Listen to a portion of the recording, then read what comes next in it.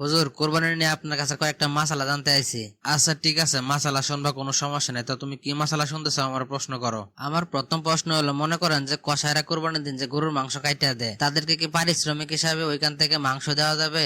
রাসূল সাল্লাল্লাহু আলাইহি সাল্লাম বলছেন যে কুরবানি করবে সে যেন কুরবানির কোনো অংশই কসাইকে পারিশ্রমিক হিসাবে না দেয়। পারিশ্রমিক হিসাবে কুরবানির মাংস দেওয়া যাবে না, টাকা বা অন্য কিছু দিয়ে মজুরি দেওয়া উচিত। তবে মজুরি দেওয়ার পর আলাদাভাবে ইচ্ছায় তাকে কিছু মাংস উপহার হিসাবে দিলে সেটা জায়েজ হবে। আচ্ছা ঠিক আছে, আপনার এই প্রশ্নের উত্তর আমি পাইছি। এখন আপনি বলেন তো, কার কার জন্য কুরবানি দেওয়া ফরজ?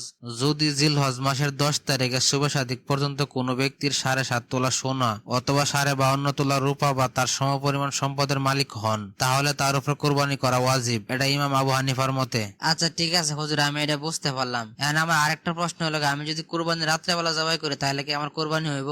হ্যাঁ, রাতে কুরবানি করা যাবে যদি সেটা 10, 11 অথবা 12 জিলহজের মধ্যে হয় এবং ভালোভাবে আলো থাকে। শর্ত হচ্ছে ঈদের নামাজের পর হতে 12 জিলহজ সূর্য অস্ত পর্যন্ত সময়ের মধ্যে করতে হবে। আলুর আধারে ভুল যেন না হয় সেটা খেয়াল রাখতে হবে। দিনের বেলা কুরবানি করা সুন্নাত, তবে রাতে করলেও কুরবানি সহি হবে। আচ্ছা হুজুর, কোন কোন পশু দিয়ে কুরবানি দেওয়া যাবে সেটা একটু ভালো করে বলেন তো। তুই 6 প্রকার পশু দিয়ে কুরবানি দিতে পারবে। উট, গরু, মহিষ, দুম্বা, ভেড়া, ছাগল। উটের বয়স কমপক্ষে 5 বছর হতে হবে। এক উট দিয়ে 7 জন কুরবানি করতে পারবে।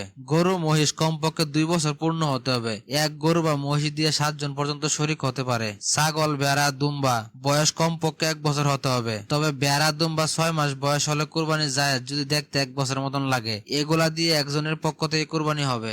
এখানে আবার কিছু শর্ত আছে। পশু সুস্থ এবং ত্রুটিমুক্ত হতে হবে, যেমন অন্ধ, পঙ্গু, দুর্বল, কানা বা লেজ কাটা এসব পশু দিয়ে কুরবানি হয় না। আচ্ছা হুজুর, আপনার এখন একটা ইম্পর্টেন্ট প্রশ্ন করি। মনে করেন যে উট, গরু, মহিষ এগুলো তো 7 জনের শরীক হয়ে কুরবানি দেওয়া যায়। মনে করেন এই 7 ভাগের মধ্যে আমি একটা ভাগ আকিকা দিব, সেটা কি দেওয়া যাবে?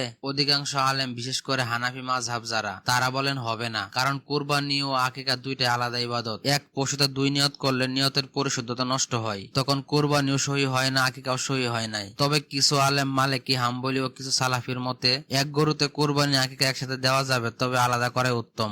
আচ্ছা হুজুর, মনে করেন এমন একটা ছাগল কিনে আনছি কুরবানি দেওয়ার জন্য, কিন্তু বাড়িতে এনে দেখলাম এমন একটা সমস্যা আছে ছাগলটার মধ্যে, কুরবানি দেওয়া যাবে না, তখন আমি কি করব? যদি সময় থাকে তাহলে উপযুক্ত নতুন পশু দিয়ে কুরবানি করো। সময় না থাকলে ওই পশুর মূল্য সমপরিমাণ টাকা সদকা করো, তাহলেই হয়ে যাবে। হুজুর, মনে করেন একটা গরু কিনে আনছি কুরবানির জন্য। গরুওয়ালা বলছে বয়স 2 বছর, কিন্তু বাড়িতে আনার পর আমি বুঝতে পারলাম আসলে গরুর বয়স 2 বছর হইব না, কম হইব। তখন আমি কি করব? তখন কি আমার কুরবানি হইব? কোরবানির গরু 2 বছর পূর্ণ হতে হবে। সন্দেহ হলে কোরবানির ব্যবহার না করাই উত্তম, কারণ ইবাদতে সন্দেহ থাকলে ইবাদত সহি হয় না। যদি তুমি বুঝতে পারো গরু 2 বছর পূর্ণ হয় না, তাহলে কোরবানি দেওয়া যাবে না। যদি নতুন গরু কেনা সম্ভব না হয় তাহলে সেই গরুর সমপরিমাণ টাকা সদকা করতে হবে।